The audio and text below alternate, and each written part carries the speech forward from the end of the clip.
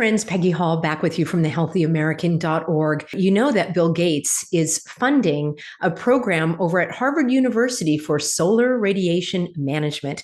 Let's just hop right on over here, shall we? And just to put it into perspective, yes, this is what is being passed off as clouds these days. And this looks suspiciously similar to this image right here that a Healthy American sent me. And I have done several videos on this channel about why these are not what YouTube is going to call contrails, all right? Because this is not how planes fly. If they are contrails, why do we have some days that are blue and some days that aren't?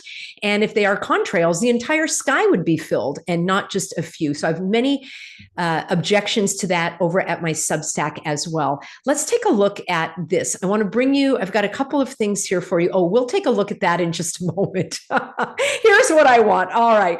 It says this Bill Gates funded chemical cloud could help stop global warming. I covered this story in a previous video, but I wanted to bring an updated version for you so that you could see that it's right out in the open. Now, Bill Gates is not the only one that is funding this. I will show you what's going on over at Harvard, and then I will read to you a little bit more. So here we go. This is funding for Harvard's solar geoengineering research program, and it's funded by the following foundations and individuals. It would be interesting to dive into this a little bit more.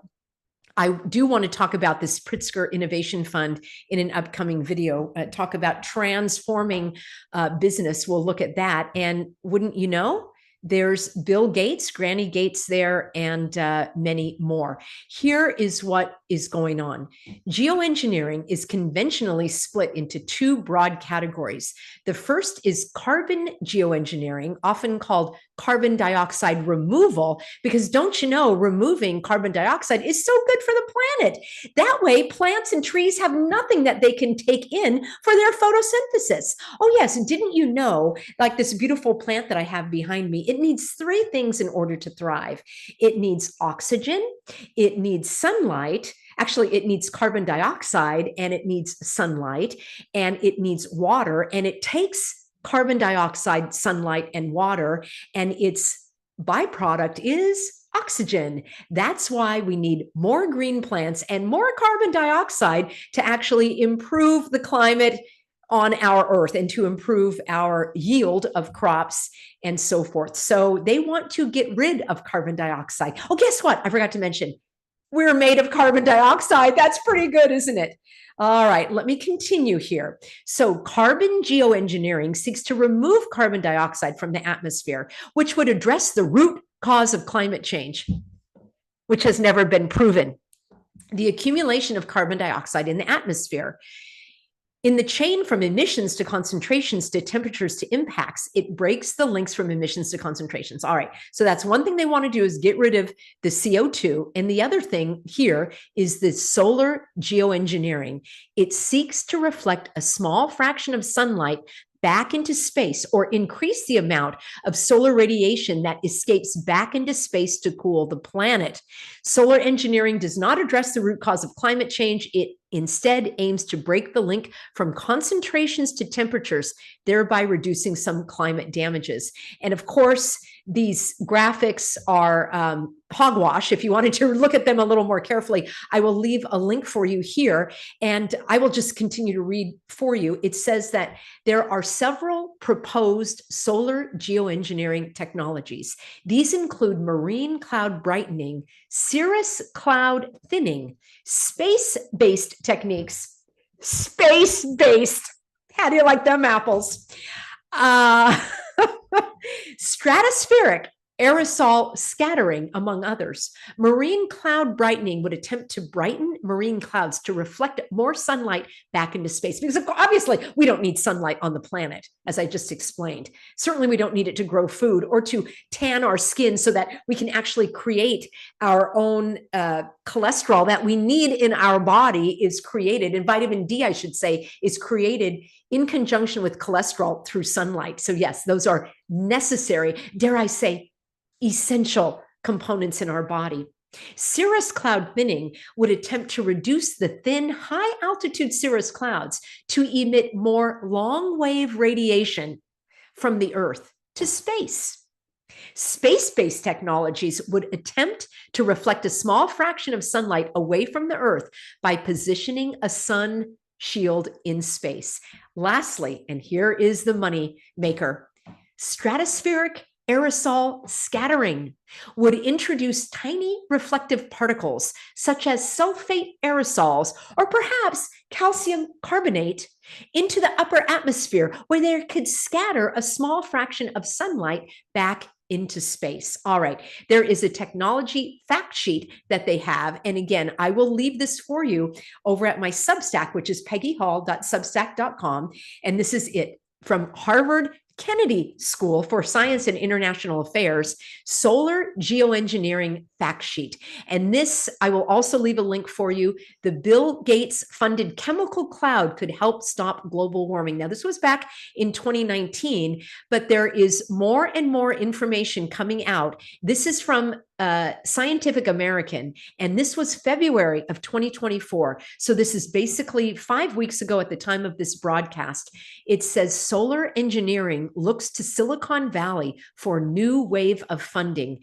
Tech billionaires are funding research into controversial methods for cooling the planet. All right. Number one is the faulty premise of needing to cool the planet. Whenever there is an argument that's presented to you, or a premise, or a proposition, or a concept, you need to start with the very, very, very first presupposition. And in this case, it's that the planet is too hot. Therefore, it needs to be cooled down. And what is required of those putting forth this supposition is they need to bring evidence and facts. Evidence and facts are not the same as opinion, or even what they have, a group of opinions. The word I was searching for was consensus. A consensus of opinion is not the same as facts and evidence. So this premise, which is a faulty premise, that the Earth needs to be cooled down and that God made a mistake, don't you know, in creating sunlight, that now these geoengineering scientists want to reflect back into space. All right, it all sounds like nonsense and a bunch of hogwash to me. Bill Gates is funding it, and there are others that are now, it says climate scientists, environmental activists, and philanthropists met privately back in January to prepare for an expected surge of Silicon Valley funding related to last-ditch measures for slowing global swarming. Yes, that's exactly how it's pronounced. So there was a 2-day gathering on solar engineering, and a lot of this was attended, I'm skimming through the article here, by tech industry billionaires. They met in San Francisco at the offices of the Environmental Defense Fund, which has publicly supported research into this manipulation of the weather since 2011. And friends, I wanted to let you know that this is also funded by George Soros. So let's take a look at this as well. The information I have is that he wants to block the Arctic sunlight. So the billionaire kingmaker has outlined a plan to alter the atmosphere with droplets of seawater. It marks a potential escalation of a controversial technology. I'm bringing you this information on the heels of a video that I did a few days ago about the legislation that is being introduced into several states: Illinois, South Dakota, New Hampshire, Tennessee, and others. But I am skeptical about the legislation because of the way that they are defining the terms. For example, they're saying that in an intentional release of these particles for the explicit use of, XYZ, well, I think for any use, it should be prohibited. And then it also says that they want to prevent the federal government from doing it. Well, what about states? And what about foreign governments? And what about private businesses? So I do believe that these bills that are being introduced are beneficial on the one hand because it's out in the open now, just like this is out in the open. It's on the Harvard website. It's on the major mainstream media, merry-go-round media. So you can see that they no longer are hiding between the spraying in the air. They're coming out and saying, oh yeah, it's beneficial for the planet. For those of you that have not seen my previous videos where I answer the objections such as, why would they do it? How could they all be in on it? and other types of objections. I have an entire Substack where I go through that step by step. That is one of my most viewed Substacks. It's at peggyhall.substack.com, and you can scroll through and see the article, and you can share it, you can print it out, you can memorize it so that you can have these conversations with others. I'm so encouraged by so many of you that are sending me images from what's going on in your state. States where you said we used to have clear skies, like Wyoming and Montana and Tennessee and Oklahoma and Florida. And you're seeing now these milky skies, as I call them. And it is very, very depressing. And it feels insurmountable because, like, what can I do about the skies? Some of you have said that you spray vinegar or you diffuse vinegar. I would love to have some evidence of that working. I think that's fantastic if that indeed works. And it's also great that this information now is getting out there to the point where they have to acknowledge it. I'm all in favor of that.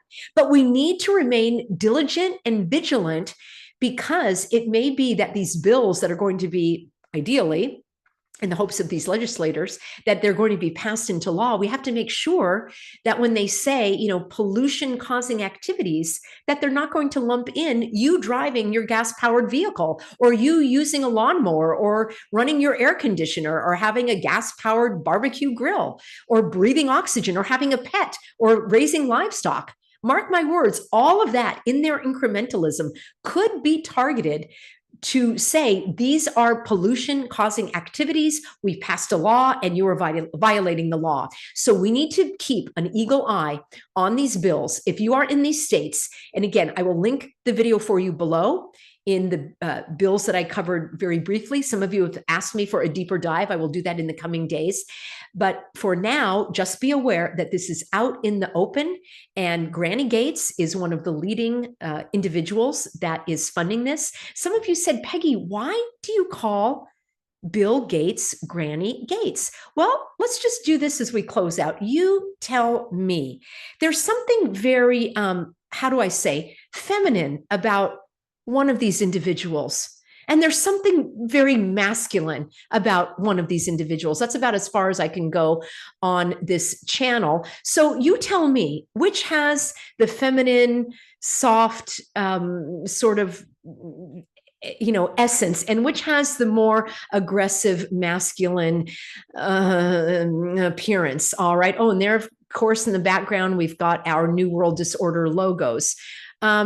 Man, I don't know how this person is doing the workouts, but those are some biceps, man. That is, those are some forearms, man. Man, oh man. Let's take a look here. Wowee. Yeah. So, the picture of masculinity, if you wanted to say so. There you have it, friends. And the reason I point this out is because there's just such a grandmotherly, feminine vibe I'm getting there. And the thing is, it's all about deception. You see, evil likes to pervert, and evil likes to invert as well, which is what we're seeing with all of the perversion going on related to how God made us, male and female, he made them. So I'll just leave it at that. I don't care for deception. And when individuals like these that are in the public eye are presenting themselves as something they're not, I don't trust them. I don't trust them at all. So that's why I believe that is an important aspect to look at. And I understand there is tons of cognitive dissonance when it comes to looking at individuals who are presenting themselves to be what they're not. It actually can make people like myself feel very, very nauseated, and literally it makes me sick to my stomach, because it goes against just my God-given discernment and my own knowledge of reality. So I do understand that there are those that push against this very vehemently, and they don't want to imagine that they've been duped, bamboozled, and hoodwinked by the powers that shouldn't be, by these evildoers that love to mock God. And that's exactly what many of these are doing, including with the environment. All right, friends, I was telling you I was going to bring you the information about Bill Gates and Harvard there you have it. You can dig a little deeper on your own, but suffice it to say that it's out there. They're going after it incrementally, but we, the people, are also standing up. We're pointing up at the sky, and we're helping others wake up to what is going on, and we need to put a stop to it.